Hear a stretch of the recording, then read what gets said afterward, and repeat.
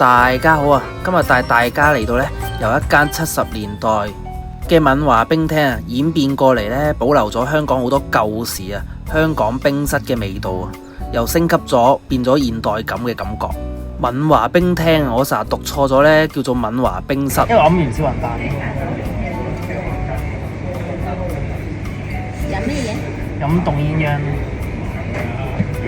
喂，周街都係茶餐廳啊，燒味檔，點解要特登過嚟敏華食呢一碗叉燒飯啊？其實呢，就係俾佢個名吸引咗入嚟嘅，叫黯然銷魂飯啊。咁睇下佢有幾黯然啦，一齊入嚟睇下 ，Let's go。咁入到嚟啦，好似有一種新舊交織嘅碰撞感啊！最特別呢，最吸引我眼球呢，就係佢個裝修風格啦。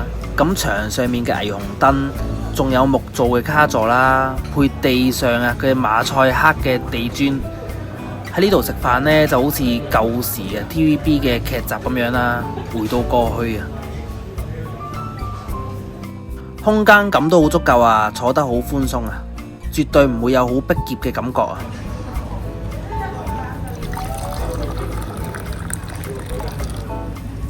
敏華冰廳呢，佢用咗好多暖色嘅燈光啦，冇咁殘眼啊，坐得好舒服啊！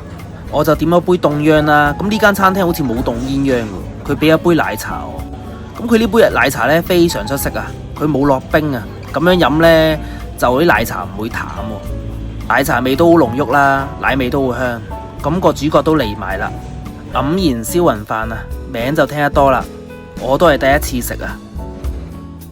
咁但係究竟點解佢會成為招牌呢？即係呢一間餐廳嘅招牌，佢係用厚切嘅叉燒啊，大大塊咁樣啦。咁肥瘦就均勻啦，表面仲有少少焦香嘅，即係用火槍辣過嚟嘅都。厚切叉燒呢就有5件嘅，仲有2隻流心嘅荷包蛋啊。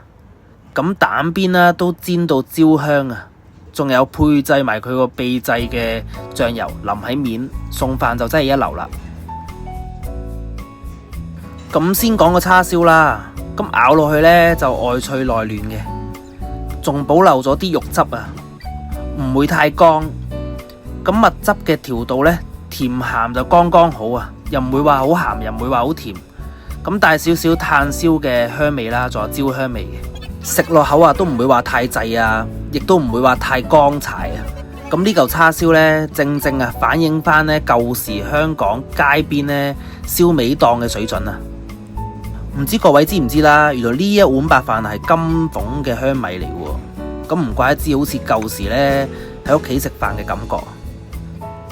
金鳳香米呢，配呢嚿叉燒呢，食嗰時個感覺就好似坐時光機咁啊！明嘅就明啦，呢種感覺啊，真係名副其實嘅黯然銷魂飯啊！咁我再篤穿埋隻蛋啦，咁啲蛋漿呢，送飯加埋啲豉油啊、叉燒汁啊，咁樣加埋一齊就幾正嘅。呢碗飯嘅份量呢，其實都夠食噶啦。如果叉燒再俾多幾嚿就更加好啦。但係往往最好食嘅嘢呢，都係份量最少噶啦。可唔可以俾多少豉油我？唔該。好。爸，順便幫我加啲豉油13個女。食到途中啊，個豉油唔係好夠。咁加多少少豉油，食埋個飯佢先。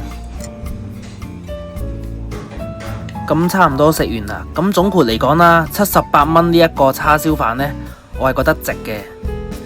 咁當好想食一碗有水準嘅叉燒飯、有靈魂嘅叉燒飯嘅時候呢，咁敏華絕對係首選嚟噶啦。